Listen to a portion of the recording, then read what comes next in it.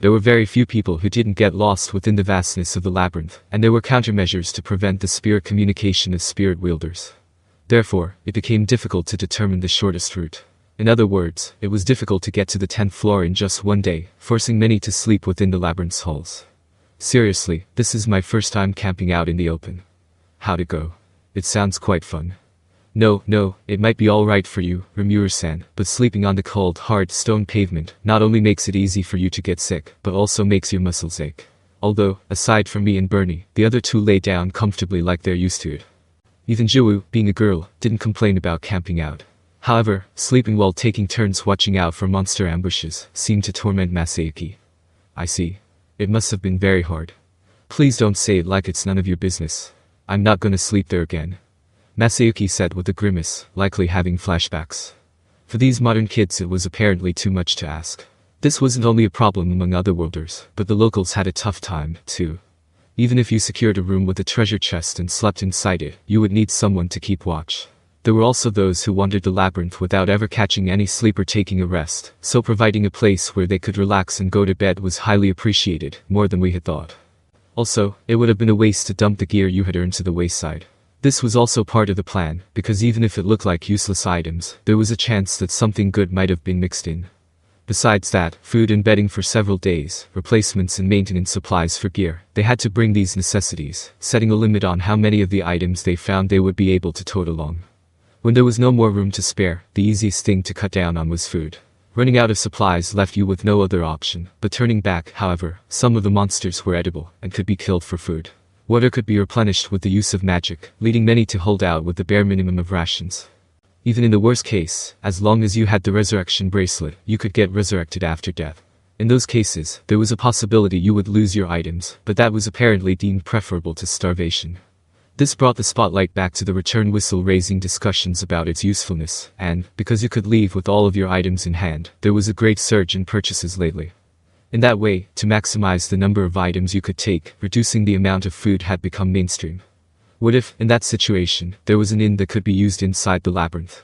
Merely returning to the stairs was all it took to reach the inn. Doing so made it redundant to carry food and bedding, allowing you to travel lightly. If there was an inn available, it was only natural to use it.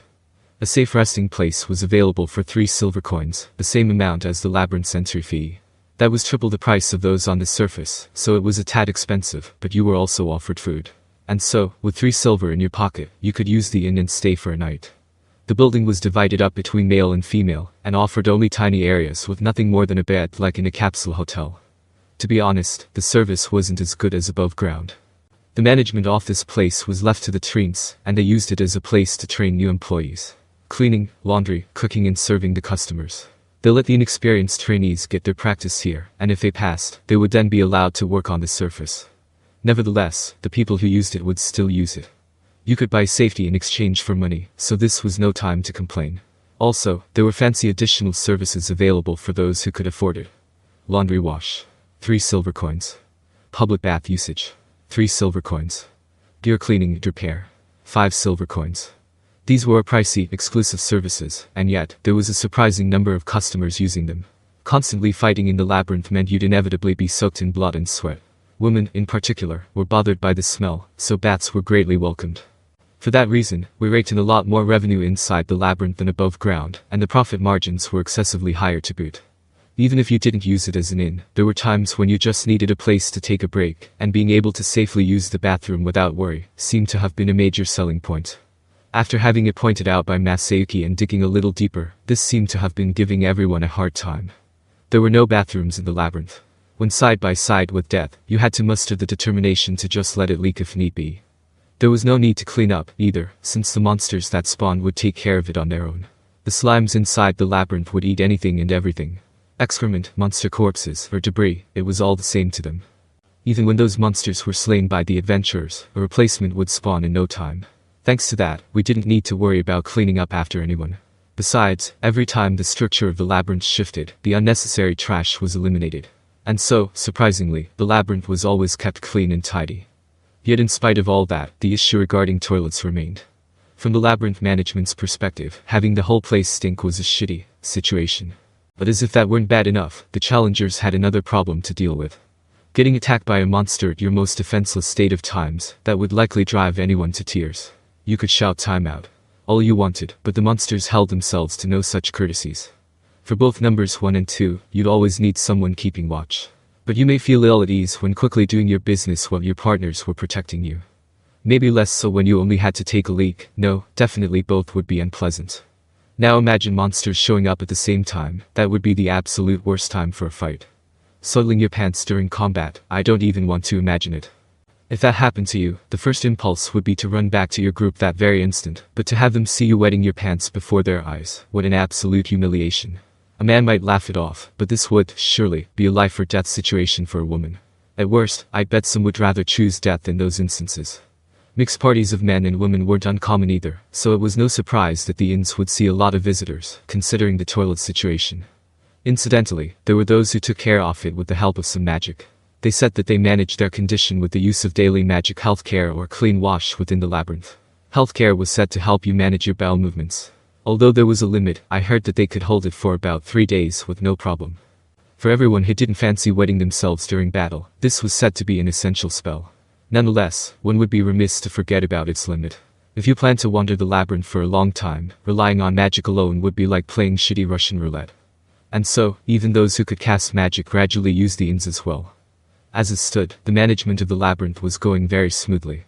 Miles gave the income report with a gleeful look on his whole face. Things are going smoothly, ladies and gentlemen. Revenue has been steadily climbing. Even after deducting the necessary expenses, such as the loot items distributed in the labyrinth, we are still making enough profit. As for the return on our investment, we're currently at around 10%. We are aiming for 20%, and seeing as the number of users increases, I predict we will be able to achieve it. Everything is roughly as expected. The loot was valued at its market selling price in these calculations, not the raw production costs, meaning that the real profit margin was even higher. Not only that, but the residents working in the city were not being paid a single copper, letting all of the money flow straight into the state treasury. Looks like it's all right to increase my investments. If we do that, we might have to wait a while before the country becomes profitable, but it would not take long to be in the black. If all we wanted was to turn a profit, we could have simply sold goods we produced at a high price, but that alone didn't make us a legitimate nation. There were people engaged in various jobs around town, and only when the work was appropriately divided could everyone do their best. Therefore, I thought it to be important to create an environment where everyone could work with a sense of pride and accomplishment. Work for every citizen of this country. In other words, it was my job as king to offer them a worthwhile life. That being said, I didn't think it was good to continue the status quo. But, not getting paid is a bit. In fact, our funds are sufficient to cover paying everyone a salary equivalent to the average salary in the Kingdom of Bloomond. It's just that people haven't taken it. Miles said with a bitter smile. As a merchant, it would be out of the question for Miles to work free of charge. It was a feeling I could deeply sympathize with. Going without a paycheck was a glaring issue on so many levels. We guaranteed food, clothing and housing, and everyone seemed to be happy with that, and yet. This was verging on outright exploitation, so it was about time to pay them what they were owed.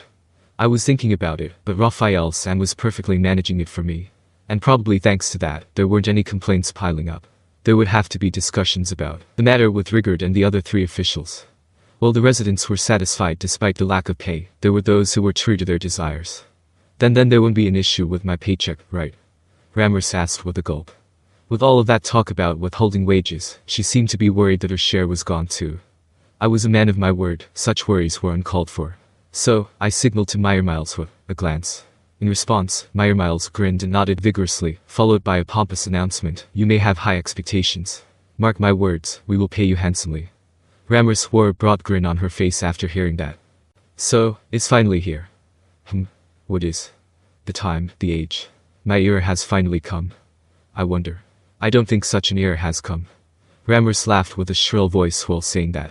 Trini came by to bring her tea and had the same joyful expression. She seemed a bit overprotective and heavy on the love, but that wasn't any off-me business. Speaking of paychecks, don't I get one too? Annoyingly enough, Baldor had also woken an interest in money. I figured this was the time to pay up. Miles glanced at me, and I returned a slight nod. Of course, we have it prepared. Would you agree to receive the same amount as Ramos-sama? As a matter of fact, I had already discussed this with Miles. After all, Baldor was employed as the king of this labyrinth. It may have looked like he wasn't doing anything, but we were actually relying on Baldor's leaking magicules to maintain the environment of the labyrinth. Turning iron ore into magisteel alone already drove major profits. So, I didn't want to be stingy and thought that it would be right to properly compensate them. Oh, is that so? As expected of Rimuru. I can feel relieved knowing you'll take care of it. Don't waste it on unnecessary things. Of course not. Of course. I know what saving is, too. Knowing something didn't mean much if you didn't put it into action. That's what I thought, but I didn't want to rain on their parade. Hahaha, no harm in spending some.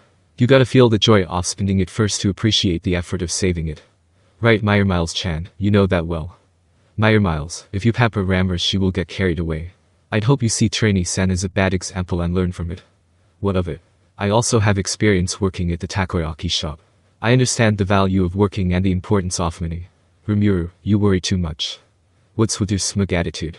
It was me who set up the takoyaki shop, and it was Meyer Miles who actually did the work. You were just frying takoyaki. I would have liked to lash out, but I got a grip. Well, you live and you learn. Let the two of them do as they wish.